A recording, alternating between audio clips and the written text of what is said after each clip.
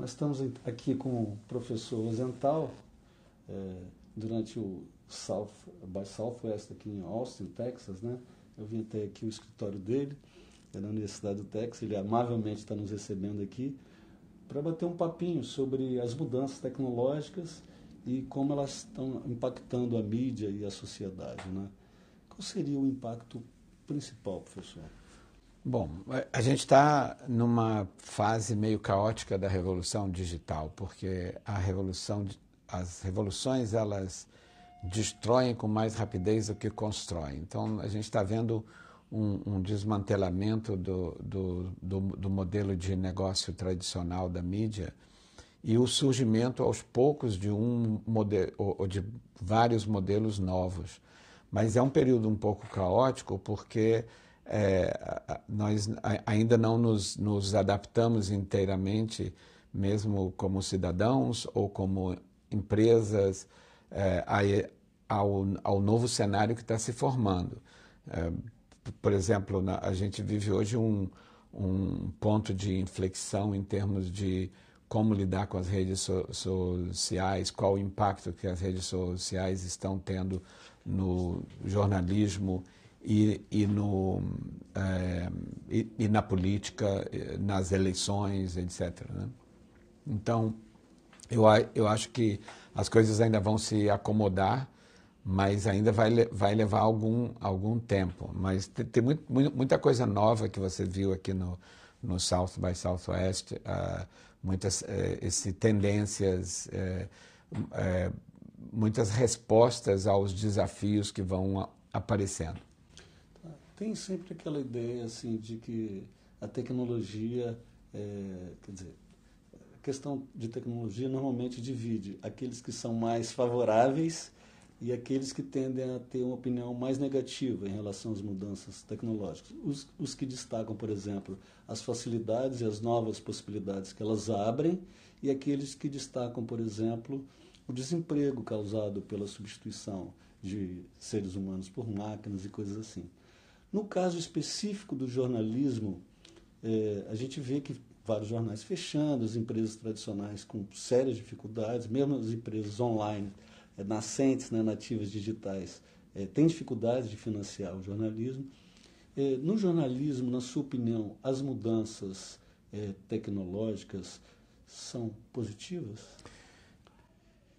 Em primeiro lugar, elas são inevitáveis, quer dizer, ou a gente goste ou não, positivas ou negativas, elas vão transformar o mundo e vão continuar transformando o mundo. Eu me lembro que muitas vezes as pessoas me chamavam, nesses 20 e tantos anos que eu tenho de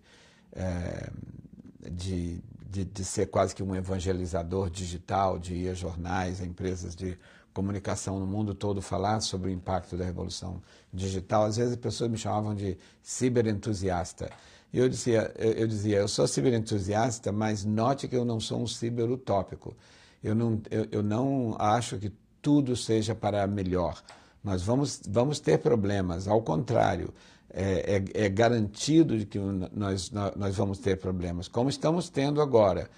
Em primeiro lugar, como eu disse no início, a destruição dos modelos de negócio que financiavam o jornalismo é um fator super sério, ou seja, uma democracia não funciona sem uma imprensa livre, sem um jornalismo fiscalizador. Então, nós precisamos resolver esse problema. Como é que vai se pagar por um jornalismo atuante, independente, fiscalizador, que é um complemento da democracia como a concebemos? A questão, as coisas negativas que existem são muitas. Nós estamos vendo aqui agora na política, em vários setores da economia, onde está havendo essa transformação. Eu acho que, historicamente, a tecnologia sempre criou problemas e depois essa mesma tecnologia criou soluções para esses mesmos problemas que ela criou. Então, eu acho que é uma questão agora dos atores envolvidos nessa transformação buscarem essas soluções, né? Quer dizer, o jornalismo buscar outras fontes de financiamento, outros esquemas de relação com a cidadania, criar comunidades, em muitos casos verticalizar, como por exemplo o Congresso em Foco é um exemplo de um tipo de jornalismo novo, embora você já tenha mais de uma década, mas um jornalismo especializado em algo muito específico, que antes era difícil fazer, que você dependeria de ter um canal de rádio ou televisão, ou você dependeria de ter uma gráfica e imprimir, que era muito caro, e você, nesses anos, tem demonstrado que com um esquema, embora pequeno, pode ter um grande impacto. Uhum. A gente está num momento, né, Rosetão, em que se fala muito em fake news, e que é um tema que já apareceu no Brasil, inclusive eleições, mas que ganhou uma ressonância muito maior com a última eleição presidencial norte-americana, né? E nós vamos ter eleições no Brasil este ano, né? As redes sociais têm sido vistas como canais assim de fantástica viabilidade para a proliferação de notícias falsas também, né? Não apenas as verdadeiras. E como é que você vê esse problema e o que o jornalismo e os jornalistas e a própria sociedade podem fazer para enfrentá-lo?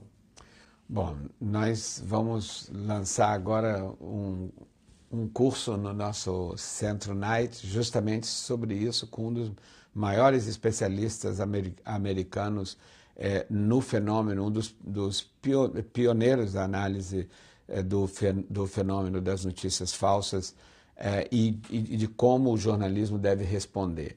Eu acho que esse é um dos melhores exemplos desse impacto negativo que a tecnologia acabou trazendo, junto com muitas coisas positivas que ela trouxe. Quer dizer, o fato de que a gente tenha saído de uma era como eu sempre digo, nós saímos de uma era dos meios de massa e entramos numa era da massa de meios, onde todos nós somos potencialmente um meio de comunicação, e milhões de pessoas no Brasil hoje são pequenos meios de comunicação que influenciam as suas audiências. Que quem são as suas audiências? São as pessoas que te seguem no Twitter ou no Facebook, são as pessoas que participam dos seus grupos no WhatsApp, etc. E é isso que de um lado é muito bom, que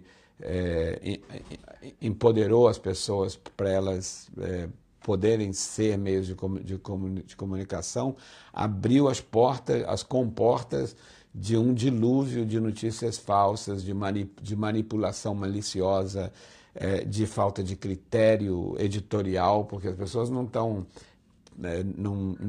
educadas ou preparadas para responder ao desafio do que publicar ou não, né?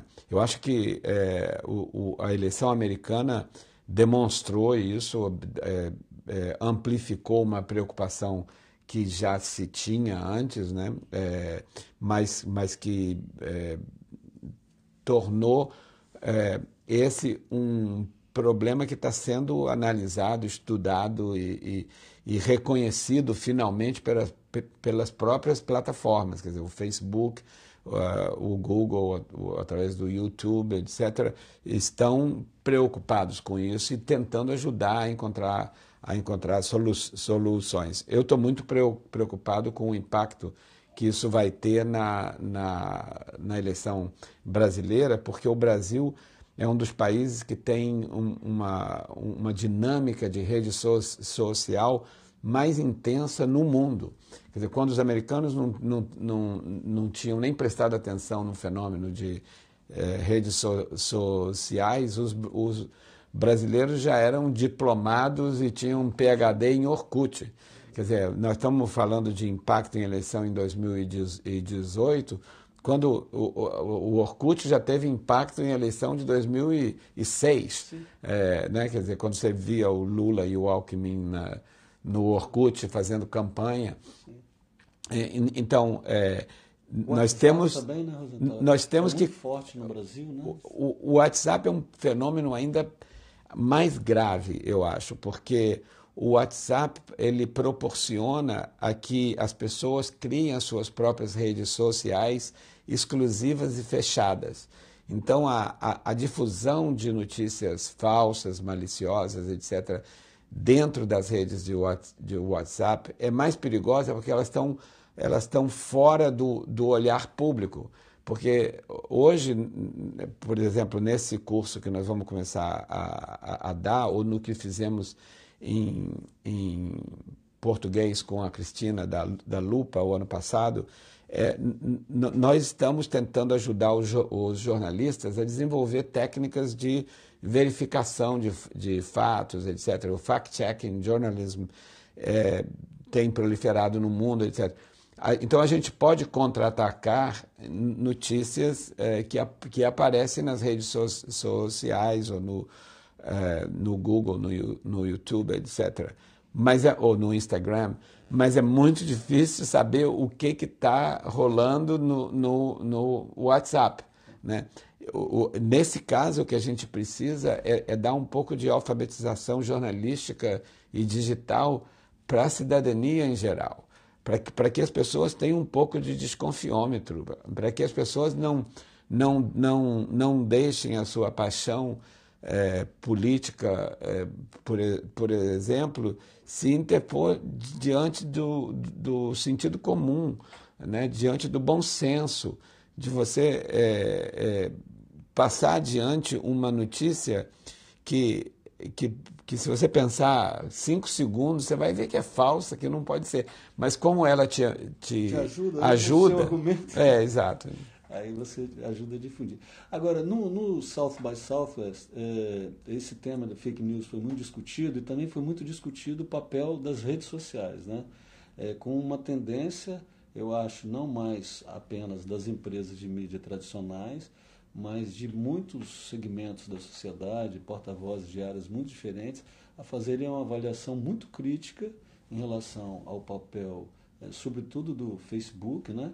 Primeiro, não se reconhecer como uma plataforma que, de alguma maneira, é de mídia. Né? E segundo, de fugir da responsabilidade que tem em relação à difusão de notícias falsas. Então, assim, o que eu te perguntaria, como você analisa o papel das redes sociais em si, quer dizer, e dos seus controladores? O que elas poderiam fazer, de fato, para melhorar? Porque hoje elas são as grandes vencedoras. Se a gente pensar nos Estados Unidos, ou mesmo no Brasil, o grosso da publicidade digital é apropriado por Google e Facebook, né? E, no entanto, quando há um problema, ele não tem nada com isso, só sou uma plataforma de distribuição. O conteúdo é de responsabilidade de quem o produziu. Né?